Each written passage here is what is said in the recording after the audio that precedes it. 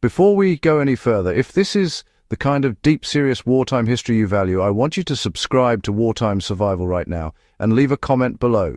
This channel exists for people who care about how wars were actually fought behind the front lines, and your support keeps these stories alive. Now let's get into it, because what you're about to hear isn't the usual tale of tanks, planes, and generals. This is about how wars are really won by feeding, fueling, and moving people and supplies without being seen.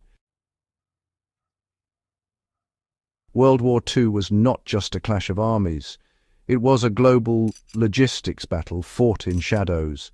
The side that mastered stealthy supply could fight longer, adapt faster, and survive conditions that should have crushed them. The most successful supply lines of the war were not always railroads or convoys.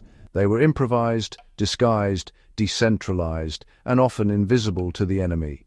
For survivalists and serious historians alike, these methods offer lessons that are still painfully relevant today. Why stealth logistics mattered more than firepower in World War II. In World War II, every major power learned quickly that traditional supply lines were easy targets. Rail yards were bombed, ports were mined, and truck convoys were hunted relentlessly from the air. Once an enemy could see your supply route, they could starve your army without ever meeting it in battle. This reality forced nations and resistance groups to rethink how supplies moved entirely. Germany's advance into the Soviet Union in 1941 is a textbook example. The Wehrmacht's supply lines stretched hundreds of miles across hostile territory. Trains could not keep up, fuel trucks were destroyed, and entire divisions stalled because bread and ammunition could not reach them. Meanwhile, groups that operated with smaller, hidden, and flexible systems often endured far longer than expected. For modern survival planning, this teaches a simple truth. Visibility equals vulnerability. If your movement patterns are obvious, they can be disrupted. Wartime logisticians learn to hide in plain sight, a principle that applies just as much to disaster scenarios today. How civilian disguises became one of the war's most effective transport tools. One of the most successful stealth transport methods of the Second World War was blending military supply into civilian life. Resistance movements across occupied Europe mastered this art. In France, Poland, Yugoslavia, and Greece, weapons were moved in milk carts, bread wagons, funeral processions, and market caravans.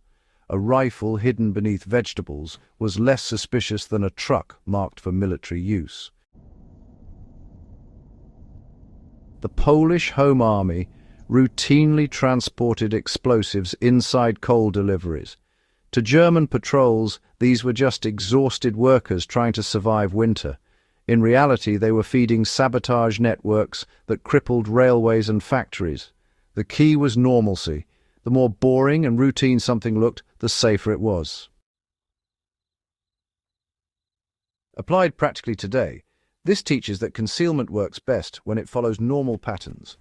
If you are planning supply movement during instability, integrating it into daily routines draws less attention than dramatic or tactical-looking actions. The World War II lesson is clear: never advertise your importance. How waterways and forgotten routes carried entire wars quietly. Rivers, canals, and marshlands played an enormous role in stealth logistics. The Soviet Union relied heavily on rivers like the Volga to move food, fuel, and ammunition at night, often using unlit barges and shallow draft boats. These routes were harder to bomb and easier to hide than railroads. In Southeast Asia, Allied forces used narrow jungle rivers to move supplies by canoe and raft, bypassing Japanese-controlled roads entirely. These were slow operations, but slow movement that survives is more valuable than fast movement that gets destroyed.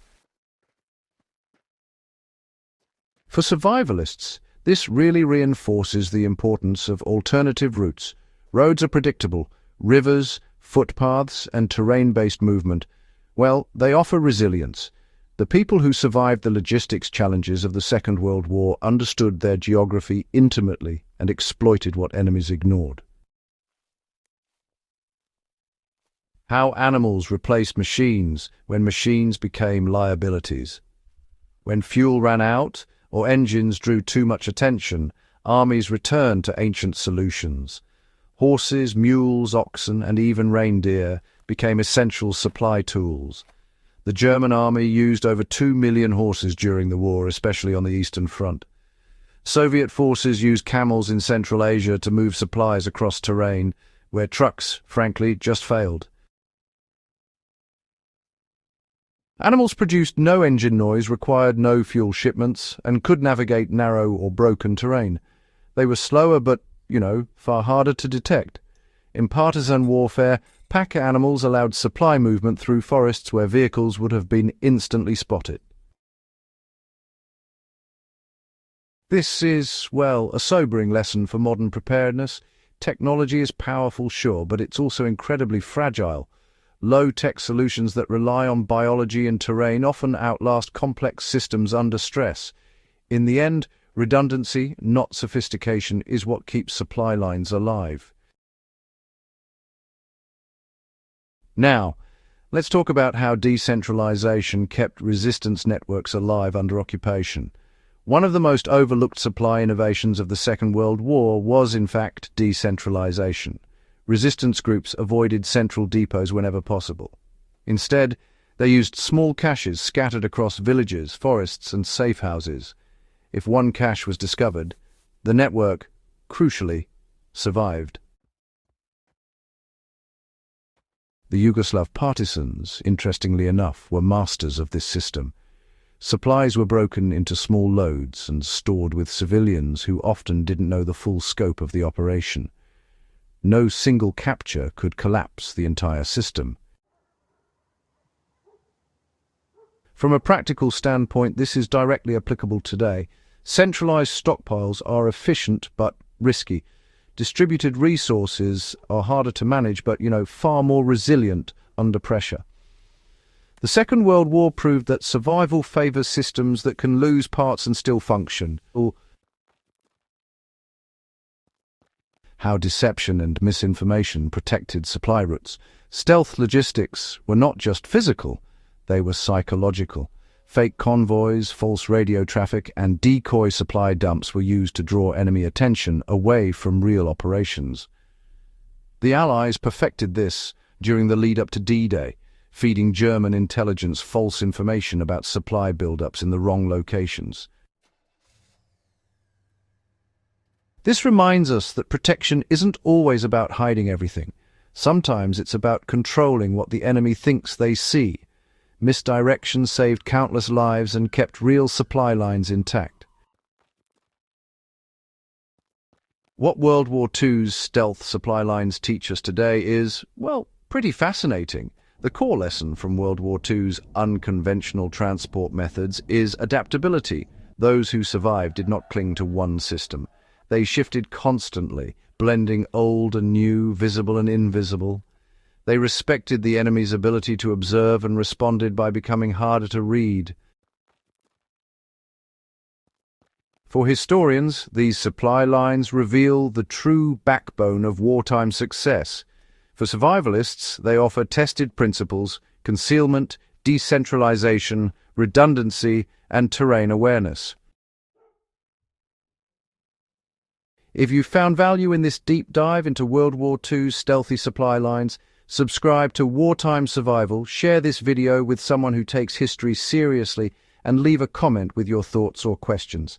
This channel is about learning from the past to understand how humans endure under pressure, and your engagement keeps that mission alive.